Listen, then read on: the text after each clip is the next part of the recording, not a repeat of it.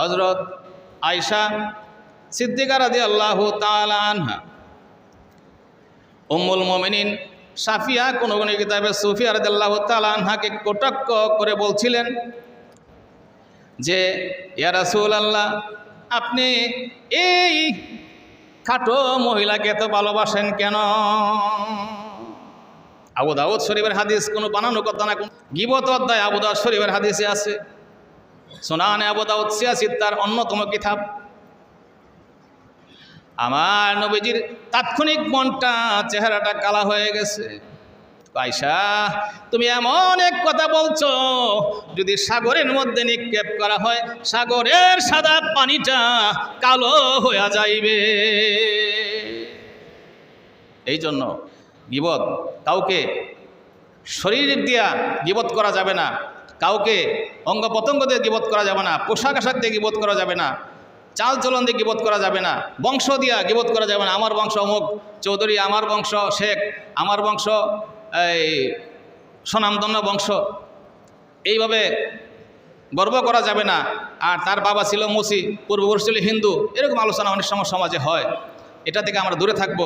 আউযু বিল্লাহি মিনাশ শাইতানির রাজীম।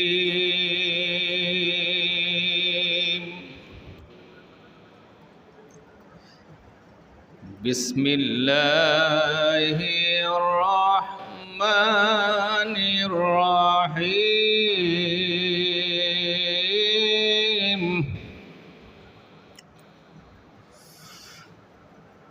লা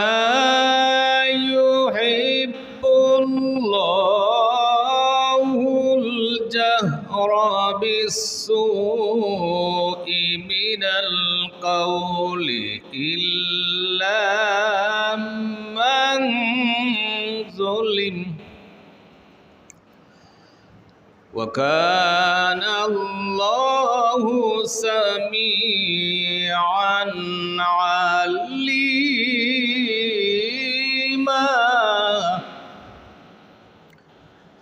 সাদাকাল্লাহুল আযীম।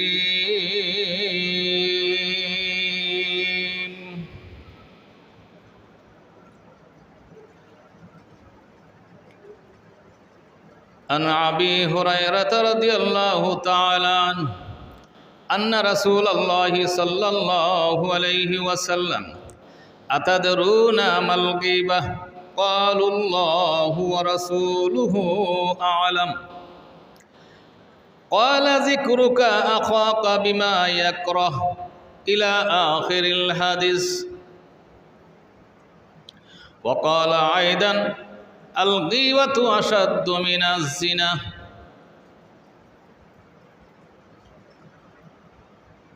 প্রিয় হাজিরিন,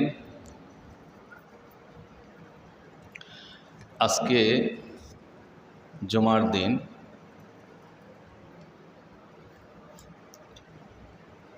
আমরা সকলেই মসজিদে হাজির হতে পেরে সুস্থ অবস্থায় আল্লাহ পাকের দরবারে আমরা লাখ কোটি শুকরিয়া জানাই। সকলেই বলুন আলহামদুলিল্লাহ।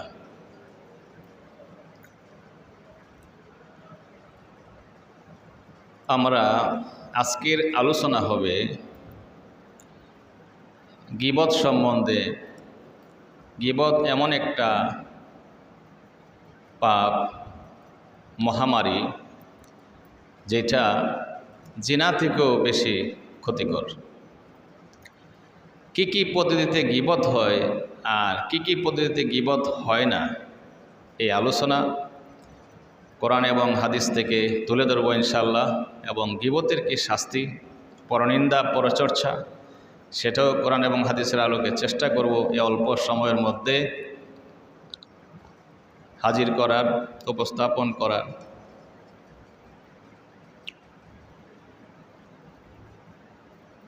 গীবত এমন একটা জিনিস, গীবত করলে কবরের আযাব হয়। আর আরেকটা বিষয়ে কবর আযাব হয়, সেটা হলো প্রস্রাব পায়খানা করে যদি আমরা ঢিলা কুলুপ পবিত্র না হই, সেটার জন্য কবর আযাব হয়। এই দুইটা কারণে।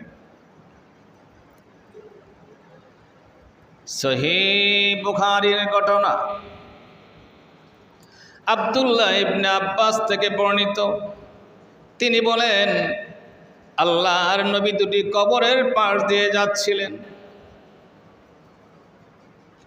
এমত অবস্থায় দেখলেন কবরের মধ্যে আযাব হচ্ছে, শাস্তি হচ্ছে। জিজ্ঞাসা করা হলো, কেন শাস্তি দেওয়া হচ্ছে? একজন হলো গীবতের জন্য, পরনিন্দা পরচর্চার জন্য, চুগলখড়ির জন্য তার কবরে আযাব হচ্ছে। আরেকজনের প্রস্রাব পায়খানা হাজত সেরে ঢিলা কুলুপ ব্যবহার করে নাই, পবিত্রতা ঠিকমতো অর্জন করে নাই, এই কারণে আরেকজনের আযাব হচ্ছে। অতএব আমরা গীবত থেকে দূরে থাকব, পরনিন্দা পরচর্চা থেকে দূরে থাকব, এবং প্রস্রাব পায়খানা হাজত সারার পরে, বাথরুমের কাজ সারার পরে আমরা ঢিলা কুলুপ ব্যবহার করব, হাত সাবান দিয়া দৌত করব।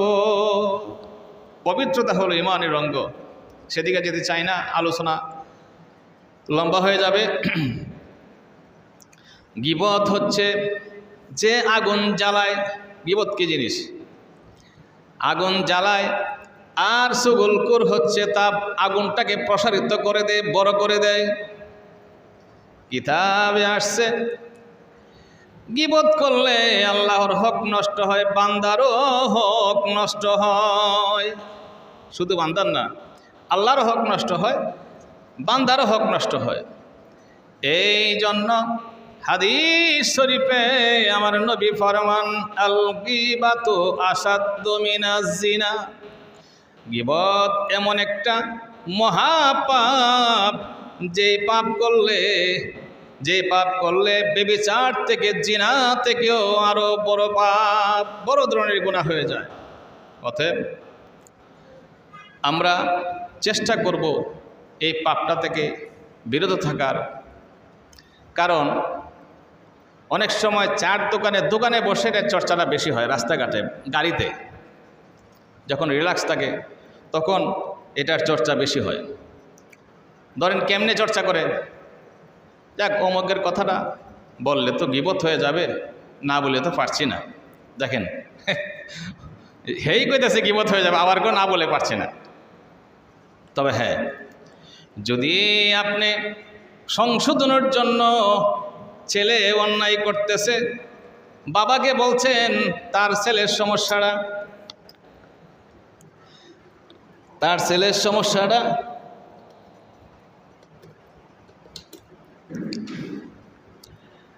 তাহলে কোনো গীবত হবে না।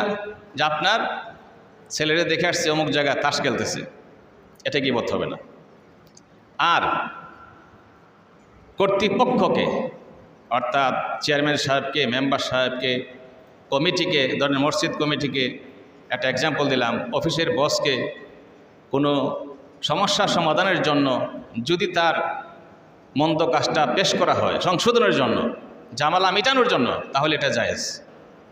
এটা শোনাও জায়েজ, সমাধান করাও জায়েজ, বলাও জায়েজ। এটা বুঝতে হবে। আর যদি এই গ্রামের মধ্যে ধরেন একটা বিয়ার প্রস্তাব আসছে, আপনার কাছে জিজ্ঞাসা করছে, এই গ্রামের মেম্বার চেয়ারম্যান সাহেবের কাছে অথবা স্বনামধন্য ব্যক্তির কাছে জিজ্ঞাসা করছে, অমুকের ছেলে অমুক, তার চরিত্রটা কীরকম, তখন আপনার সঠিক ইনফরমেশন দিতে হবে, তথ্য দিতে হবে।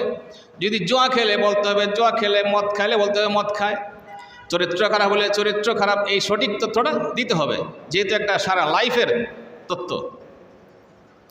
হ্যাঁ, তার মধ্যে বাদ গুণা নাই, আপনি সেটা বলতে পারবেন না। এটা বিরাট গুনাহ। যদি বিয়ে ভেঙে যায় এর কারণে, আপনি চিরতরে গুনাহগার হবেন, এবং এটা মাফ আল্লাহ পাক স্বয়ং দেয় না। এটার কোট হলো দুই জায়গায়। আমি বোঝানোর জন্য একটা দৃষ্টান্ত দিচ্ছি। ধরেন যার কাছে অপরাধ করছে জজ কোর্ট, আর আমার আল্লাহর কাছে অপরাধ করছে সেটা হলো হাইকোর্ট। এই ক্ষমার জন্য, এই পাপ মোচনের জন্য জজ কোর্ট থেকে যার কাছে অপরাধ করেছে তার কাছে আগে ক্ষমা চাইতে হবে, রায় নিতে হবে পক্ষে। তারপরে হাইকোর্ট থেকে, সুপ্রিম কোর্ট থেকে, এর চেয়ে বড় কোর্ট আর নাই, আমার আল্লাহর আদালতে মাপ চাইতে হবে। তখনই এর গুনাহটা মাফ হবে। আদারওয়াইজ এই গুনাহ মাফ হওয়ার কোনো কায়দা নাই, কোনো সিস্টেম নাই। এক্সাম্পল দিয়ে সুন্দর করে বোঝাই দিলাম। আর যদি এটাকে হাদিসের ভাষায় বলে গীবত, আমি হাদিসের দলিলও দিব ইনশাআল্লাহ।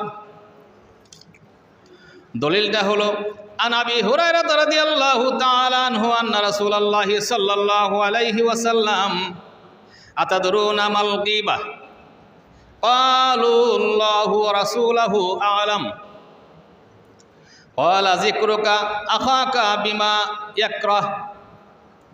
অর্থাৎ হযরত আবি হুরায়রা রাদিয়াল্লাহু তাআলা আনহু হইতে বর্ণিত, নবী করিম সাল্লাল্লাহু আলাইহি ওয়াসাল্লাম বলেছেন, আতাদরুনা মাল গীবা, জিজ্ঞেস করার জন্য উপস্থিত সাহাবাকে, উপস্থিত লোককে, তোমরা জানো কি গীবত কি?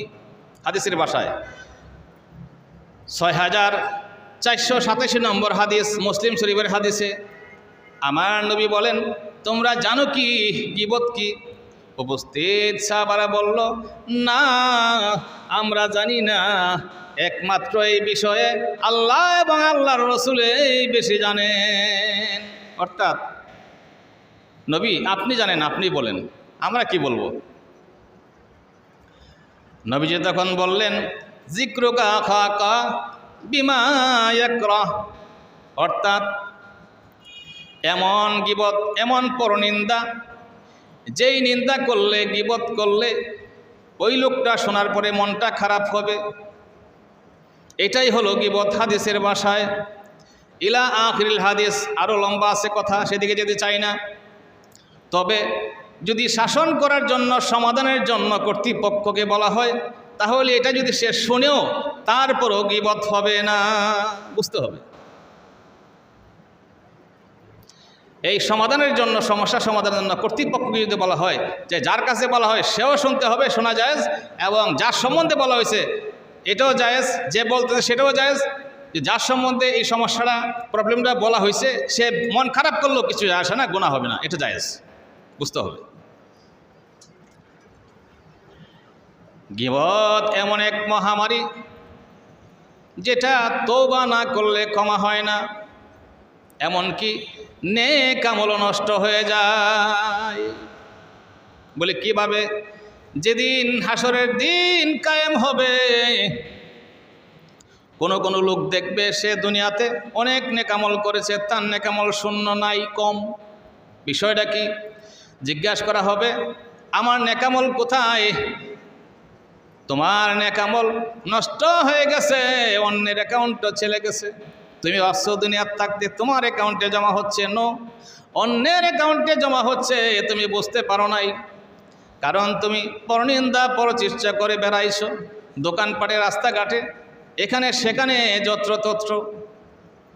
তখন সে তার আমল খুঁজে পাবে না, আমল নষ্ট হয়ে যাবে হাসরের দিনে। আর এমন কিছু লোক দেখবে যে দুনিয়াতে নেক আমল কম করছে, অথচ হাসরের দিন তার আমল বেড়ে গেছে। জিজ্ঞাসা করা হবে, আমি তো এত আমল করি নাই, আমার আমল আসলো কোত্থেকে? তখন বলা হবে, তোমার নিন্দা, পরনিন্দা, পরচর্চা তোমার অন্য ভাই করছে, পাড়া প্রতিবেশী করছে, আত্মীয় স্বজনে করছে, তাদের আমলগুলি তার অ্যাকাউন্টে জমা না হইয়া তোমার আমলের অ্যাকাউন্টে জমা হয়ে গেছে। আমল নামের একটা ব্যাংক ধরে নিলাম, ওই আমল নামের একটা ব্যাংকে জমা হয়ে গেছে। এই জন্য এই দিনে তোমার আমল বেশি হয়ে গেছে, লোকটা খুশি হয়ে যাবে, খুশি হবে না? সে জান্নাতে চলে যাবে এই পরনিন্দার কারণে, পরচর্চার কারণে। আর যে নেকামল করছে, এই নেকামল করার কারণে, পরনিন্দা করার কারণে তার আমল তার অ্যাকাউন্টে চলে গেছে, সে দুযুগে চলে যাবে। নাউজুবিল্লাহি মিন যালিক। আমরা এই গীবত নামক এক মহামারী থেকে আমাদেরকে মুক্ত হইতে হবে। নবীজি যখন মেরাজে গিয়েছিলেন, মেরাজে গিয়ে দেখতে পেলেন একদল লোক, তার আঙ্গুলটা লোহা হয়ে গেছে, তামা হয়ে গেছে, তামা হয়ে গেছে, আঙ্গুল লোহা হয়ে গেছে। ওই আঙ্গুলগুলি দিয়ে তার গাল এবং বুকগুলা ছিঁড়তেছে, টেনে টেনে ছিঁড়তেছে আর মুখ দিয়া খাইতেছে। আমার নবী জিবরাইল আমিনকে জিজ্ঞাসা করলেন, ও জিবরাইল আমিন, এই লোকগুলি কারা? যারা এই লোহার আঙ্গুল, নিজের আঙ্গুল লোহা হয়ে গেছে, তামা হয়ে গেছে, আঙ্গুল দিয়ে গালের গোশত, বুকের গোশত টেনে টেনে হেসে খাচ্ছে, ছিঁড়ে ছিঁড়ে খাচ্ছে, এই লোকগুলি কারা? জিবরাইল আমিন জবাব দিবে, ইয়া রাসূলুল্লাহ, ইয়া হাবিবাল্লাহ, এই লোকগুলি হলো তারা যারা দুনিয়ার থাকতে অন্যের পরনিন্দা করছে, পরচেষ্টা করছে, সুগুলকুরি করছে। এখন বলতে হবে সুগুলকুরি কি জিনিস আর গীবত কি জিনিস বুঝতে হবে। গীবত হলো পরনিন্দা পরচর্চার কারণে কোনো ঝগড়া ঝাঁটি হয় না, কোনো সমস্যা সৃষ্টি হয় না, গোপনে গোপনে, এটাকে বলে গীবত। আর সুগুলকুরি হলো ওই পরনিন্দা পরচর্চা, যেই সুগুলকুরি করার কারণে, পরনিন্দা পরচর্চা করার কারণে সমাজের মধ্যে ঝগড়া লেগে যায়, দুইজনে মারামারি খুনোখানি হয়, এটাকে বলে সুগুলকুরি। এর কথা তার কাছে, তার কথা এর কাছে বইলা একটা ঝগড়া লাগাই দেয়, ইন্ধন দিয়া গিরিঙ্গি লাগায়। এই জন্য আমরা এই সমস্ত গিরিঙ্গি থেকে দূরে থাকব। মমিন যে সে কথা কম বলে, রাস্তাঘাটে হাটে বাজারে অহেতুক কথা বলবে না, কথা কম বলা মমিনের লক্ষণ। সূরা মুমিনুন আছে, এই ওয়াজ করেছি মনে হয় এর আগে। ওয়াল্লাযীনা হুম আনিল লাগবি মুরিদুন। মুমিনের 7টা গুণ থেকে এখানে একটা গুণ হলো, যেই ব্যক্তি মুমিন ব্যক্তি কথা কম বলবে আর মনে মনে দিলে দিলে স্মরণ করবে আমার আল্লাহ এবং আল্লাহ রাসূলকে জিকির করবে, লা ইলাহা ইল্লাল্লাহ, ও লা ইলাহা ইল্লাল্লাহ, ও লা ইলাহা ইল্লাল্লাহ, ও লা ইলাহা ইল্লাল্লাহ, ও লা ইলাহা ইল্লাল্লাহ, ও লা ইলাহা ইল্লাল্লাহ, ও লা ইলাহা ইল্লাল্লাহ। হাদিস দ্বারা প্রমাণ করতেছি। একটু আগে সুগুলকুরির সম্বন্ধে বলেছি, সুগুলকুর কাহাকে বলে। এখন হাদিস দ্বারা প্রমাণ করব সুগুলকুর কি বেহেশতে যাবে কি যাবে না। আন হুযায়ফা রাদিয়াল্লাহু তাআলা আনহু قال قال رسول الله صلى الله عليه وسلم لا يدخل الجنة نمام।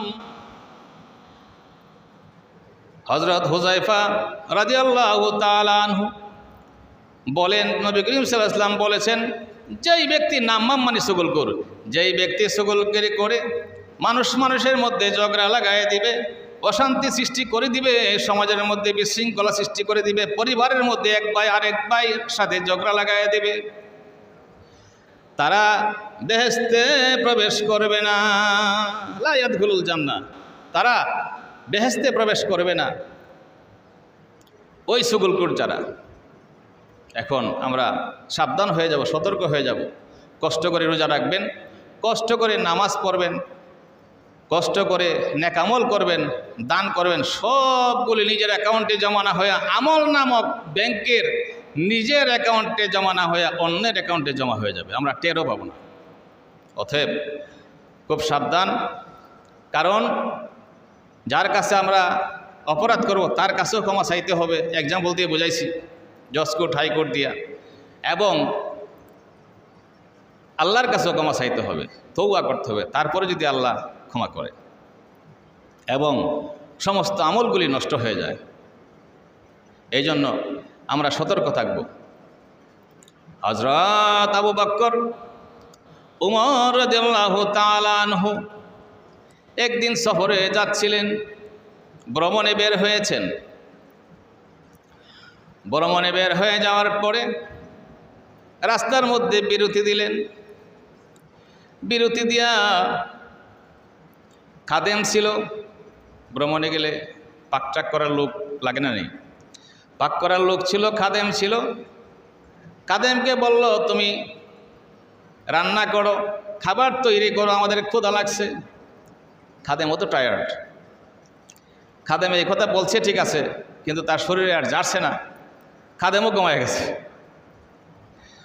তখন যখন ঘুম থেকে জাগলো আবু বকর উমর রাদিয়াল্লাহু তাআলা আনহু, খাদেমকে জিজ্ঞাসা করলো, পাক করছো কিনা?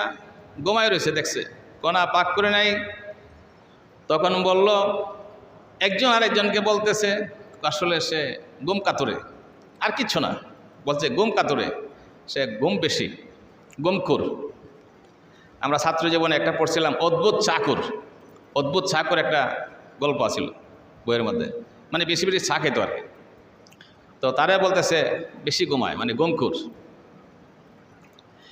এই কথা বলার কারণে গীবত হয়ে গেছে, কারণ সে তার সামনাসামনি বলছে না, তার আড়ালে বলছে এবং ঘুমের রয়েছে মনে করে এই কথা বলছে। দুজনে বলা বলি করছে, মনে হয় রান্না করে নাই। আর ইন দ্য মিন টাইম জিবরাইল আমিন খবর গিয়া নবীর কাছে পৌঁছায়া দিছে এই কথাটা, যে গীবতের কি প্রতিফল। তখন বলল, ঠিক আছে রান্না করো নাই, তবে নবীর কাছে যাও, গিয়া কিছু খাবার নিয়ে আসো। নবীর কাছে গিয়ে জিজ্ঞাসা করলো, ইয়া রাসূলুল্লাহ, ইয়া হাবিবাল্লাহ, আমাদের কিছু খাবারের প্রয়োজন, কে পাঠাইছে? হযরত আবু বকর উমর রাদিয়াল্লাহু তাআলা আনহু পাঠাইছে। তারা কেন পাঠাইছে? তারা তো খাবার খেয়ে ফেলছে। কোনা ইয়া রাসূলুল্লাহ, তারা তো খাবার খায় নাই। এই সংবাদ উমর রাদিয়াল্লাহু তাআলা আনহু আবু বকর রাদিয়াল্লাহু তাআলা আনহুকে খাদেম দিয়েছে। দেওয়ার পরে বিষয়টা কি বুঝলাম না, নিশ্চয়ই কোনো মাহাত্ম আছে, কোনো কিছু কিন্তু আছে। তারা দৌড়াইয়া নবীজির কাছে হাজির হলেন। ইয়া রাসূলুল্লাহ, ইয়া হাবিবাল্লাহ, নবী গো, আমরা তো খাবার খাই নাই, কেন আপনি বলেছেন আমরা খাবার খেয়েছি? বলতেছে, তোমরা তো খাবার খেয়েছো, কোনভাবে? উনি ঘুমায় আছে, তোমরা বলছো এই লোকটা তো ঘুমখুর, বেশি ঘুমায়, এই জন্য জিবরাইল আমিন এসে আমাকে বলে গেছে তারা খাবার খেয়ে ফেলছে। আর কোরআন শরীফের দলিল আছে, আমি পেশ করতেছি। গীবত করলে কি হয়? গীবত করলে মরা বয়ের গোশত খাওয়া হয়। তখন বলল, আমি দেখতেছি তোমাদের দুই দাঁতের ফাঁক দিয়া মাংসের দানাগুলো লেগে আছে। অর্থাৎ তোমরা কি জানো না, আয়ুহিব্বু আহাদুকুম আইয়াকুলা লাহমা আখিহি মাইতান ফাকারিহতুমু,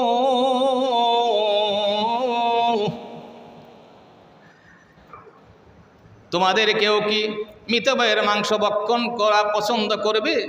অর্থাৎ একে অপরের পরনিন্দা করলে কোরআন প্রমাণ করে যে মৃত ভাইয়ের গোশত খাওয়া হয়ে যায়। এটা তোমরা পছন্দ করো না, কিন্তু বাট এটা মৃত ভাইয়ের গোশত খাওয়া হয়ে যায়। ওয়াত্তাকুল্লাহ, আবার আল্লাহ পরবর্তী অংশে বলতেছেন সূরা হুজরাতে, তোমরা আল্লাহকে ভয় করো। অর্থাৎ এই সমস্ত পরনিন্দা পরচর্চা থেকে তোমরা দূরে থেকো, আল্লাহকে ভয় করে এই সমস্ত তোমরা পরিত্যাগ করো। আর যদি করে থাকো তাহলে ইন্নাল্লাহা তাওয়াবুর রাহিম। বিস্তারিত ব্যাখ্যা, তোমরা তওবা করে নিবা। আর ওই যে আমি বলছিলাম জজ কোর্টে হাইকোর্টে রায় নিবা পক্ষে, তারপরে তওবা করবা। আল্লাহ তওবা কবুল করতে পারেন। ইন্নাল্লাহ, নিশ্চয় আল্লাহ তাওয়াবুর রহিম, তার তওবা ওই বান্দার তওবা দয়া দ্বারা কবুল করতে পারেন। অর্থাৎ কবুল করতে পারে আমার আল্লাহ তওবা করলে। এই জন্য আমরা তো এটা মনে করি যে সাধারণ ব্যাপার, আসলে কিছুই না। কিন্তু এই গীবত, পরচর্চা, পরনিন্দা আপনার জিনা থেকেও কঠিন। এবার বলেন যে কেমন কঠিন, কিভাবে কঠিন? আল গীবাতু আশাদ্দু মিন সালাসিনা জিনাতুন ফিল ইসলাম। অর্থাৎ হাদিস শরীফ প্রমাণ করে যে গীবত এমন এক মহাপাপ, মহামারী, এমন এক গুনাহ, 30টা জিনার চেয়েও, 30 জনের সাথে ব্যভিচার করলে যে অপরাধ, 30 জনের সাথে জিনা করলে যে অপরাধ 30 জন মহিলার সঙ্গে, তার চেয়েও বেশি অপরাধ। অর্থাৎ জিনার গুনাহ আমার আল্লাহ ক্ষমা করতে পারেন। 1 কোর্টের ব্যাপার, সুপ্রিম কোর্টের ব্যাপার, সর্বোচ্চ আদালত আমার আল্লাহর কাছে চাইলে ক্ষমা করে দিতে পারেন আমার আল্লাহ। কিন্তু গীবতের গুনাহ 2 কোর্টের রায় পাইতে হবে। যার কাছে করছে তার কাছেও মাফ চাইতে হবে, আল্লাহর কাছেও মাফ চাইতে হবে, সুপ্রিম কোর্টে, হাই কোর্টেও মাফ চাইতে হবে, তওবা করতে হবে। এরপরে যদি আল্লাহ ক্ষমা করেন। আর জিনার গুনাহ শুধু আল্লাহর কাছে ক্ষমা চাইলে ক্ষমা করে দিতে পারেন। এটা এক্সাম্পল দিয়ে বোঝাই দিলাম। এই জন্য আমরা এই সমস্ত সাবধান থেকে মানুষকে আচার ব্যবহারের মাধ্যমে কষ্ট দিব না। আমার দয়াল নবীকে যদি কেউ কটু বাক্য করে, কটুক্ত করে কষ্ট দেয়, তাহলে তার আমল সমূহ নষ্ট হয়ে যায়। এমনকি তার শাস্তি হয়ে যায় দুনিয়ায় এবং আখিরাতের মধ্যে, 2 জায়গার মধ্যে তার শাস্তি হয়। আর যদি কোনো মানুষের মনে কষ্ট দেওয়া হয় মিথ্যা কথা বলে, অপবাদ দিয়ে এবং সম্মান নষ্ট করার জন্য, নিজে বিচারের রায় নেওয়ার জন্য যদি কোনো মানুষকে কষ্ট দেওয়া হয় মুখ দ্বারা, হাত দ্বারা, তাহলে আমার আল্লাহ জাহান্নামের আগুনে নিক্ষেপ করবেন। দলিল, ইন্নাল্লাযীনা ফাতানুল মুমিনিনা ওয়াল মুমিনাতি সুম্মা লাম ইয়াতুবু ফালাহুম আযাবু জাহান্নামা ওয়া লাহুম আযাবুল হারিক। আল্লাহু আকবার। আমার আল্লাহ বলতেছেন, ইন্নাল্লাযীনা ফাতানুল মুমিনিনা ওয়াল মুমিনাত, নিশ্চয়, আল্লাহ বলতেছে নিশ্চয়, মানে খুব তাকিদ, গুরুত্ব। এই বিশ্ব ব্রহ্মাণ্ডের মালিক, এই দুজাহানের মালিক, সমস্ত কিছুর সৃষ্টির মালিক যদি বললে, নিশ্চয় যদি বলে, তাহলে বুঝতে হবে রে বাবা, ও আমার পর্দার মা বোনেরা, বুঝতে হবে কথাটার মধ্যে বেশি গুরুত্ব। এই আয়াতের অর্থ সূরা বুরুজের মধ্যে, এই আয়াতের অর্থ হলো যদি কাউকে কষ্ট দেয় তাহলে ততক্ষণ পর্যন্ত আমার আল্লাহ তার গুনাহ ক্ষমা করবেন না, যতক্ষণ পর্যন্ত না যার সাথে অপরাধ করছে, যার মনে কষ্ট দিছে, তার কাছে ক্ষমা না চায়া তওবা করে, ততক্ষণ পর্যন্ত আমার আল্লাহ ওই মানুষের গুনাহ ক্ষমা করবেন না। কোরআনের দলিল দিয়ে বলতেছি, দলিল ভিত্তিক ওয়াজ, কেউ এটার মধ্যে মন্তব্য করার সুযোগ নাই, কারণ দলিল দিয়ে আলোচনা করতেছি, কথার পৃষ্ঠে দলিল, কথার পৃষ্ঠে দলিল। এই জন্য আমরা কারো মনে কষ্ট দেব না। ও আমার পর্দার মা বোনেরা, আমি দেখছি বেশিরভাগ পরনিন্দা, পরচর্চা মহিলারা 3 জন একত্র হইলে বেশি করে। এই জন্য পুরুষদেরকে বলতেছি, মহিলাদেরকে বলতেছি, আমি নিজেও আমাকে বলতেছি, কারণ আমিও মানুষের মধ্যে অন্তর্ভুক্ত। আল্লাহ যেন সর্বপ্রথম আমাকে হেদায়েত করেন, তারপর যেন আপনাদেরকে হেদায়েত করেন। আমি আমার আল্লাহর কাছে দোয়া করি, প্রার্থনা করি। এই পাপ থেকে যেন আল্লাহ আমাকে আপনাদেরকে মা বোনদেরকে দূরে রাখেন। আমি এই জন্য আজকের যে বয়ানটা আরেকদিন করতে পারবো না, সময় শেষ। কেন? আগামী জুমায় কারবালার ওয়াজ করতে হবে। মহরম মাস, কেউ এটার মধ্যে মন্তব্য করার সুযোগ নাই, কারণ দলিল দিয়ে আলোচনা করতেছি, কথার পৃষ্ঠে দলিল। এই জন্য আমরা কারো মনে কষ্ট দেব না। ও আমার পর্দার আড়ালের মা বোনেরা, আমি দেখছি বেশিরভাগ পরনিন্দা পরচেষ্টা মহিলারা তিনজন একত্র হইলে বেশি করে। এই জন্য পুরুষদেরকেও বলতেছি, মহিলাদেরকেও বলতেছি, আমি নিজেও আমাকে বলতেছি, কারণ আমিও মানুষের মধ্যে অন্তর্ভুক্ত। আল্লাহ যেন সর্বপ্রথম আমাকে হেদায়েত করেন, তারপর যেন আপনাদেরকে হেদায়েত করেন। আমি আমার আল্লাহর কাছে দোয়া করি, প্রার্থনা করি, এই পাপ থেকে যেন আল্লাহ আমাকে আপনাদেরকে মা বোনদেরকে দূরে রাখেন। আমি এই জন্য আজকের যে বয়ানটা আরেকদিন করতে পারবো না, সময় শেষ। কেন? আগামী জুমায় কারবালার ওয়াজ করতে হবে। মহরম মাস, এই হাসাইন হুসাইন রাদিয়াল্লাহু তাআলা আনহুমার ওয়াজ করতে হবে, কারবালার ওয়াজ করতে হবে, কারবালার ঘটনা বলতে হবে, ইতিহাস বলতে হবে। যেহেতু মহরম মাস, পুরা মাস এই বয়ান চলবে। হযরত আয়েশা সিদ্দিকা রাদিয়াল্লাহু তাআলা আনহা, উম্মুল মুমিনিন সাফিয়া কোন কিতাবে সুফিয়া রাদিয়াল্লাহু তাআলা আনহাকে কটাক্ষ করে বলছিলেন যে, ইয়া রাসূলুল্লাহ, আপনি এই খাটো মহিলাকে তো ভালোবাসেন কেন? আবু দাউদ শরীফের হাদিস, কোনো বানানো কথা না, কোনো কিতাবের কথা না। গীবত অধ্যায় আবু দাউদ শরীফের হাদিসে আছে। সুনানে আবু দাউদ সিয়াসিত তার অন্যতম কিতাব। আমার নবীজির তাৎক্ষণিক মনটা, চেহারাটা কালা হয়ে গেছে। আয়েশা, তুমি এমন এক কথা বলছো, যদি সাগরের মধ্যে নিক্ষেপ করা হয়, সাগরের সাদা পানিটা কালো হয়ে যাইবে।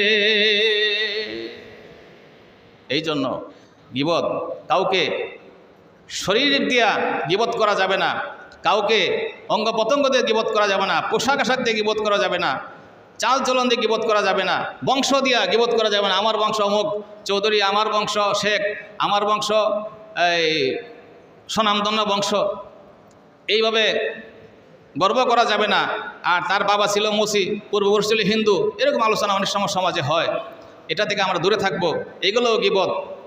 আল্লাহ পাক আমাদেরকে আপনাদেরকে গীবত থেকে দূরে রাখুক। সবাই বলি আমিন। ওয়াফির দাওয়ানা আনিল হামদুলিল্লাহি রাব্বিল আলামিন।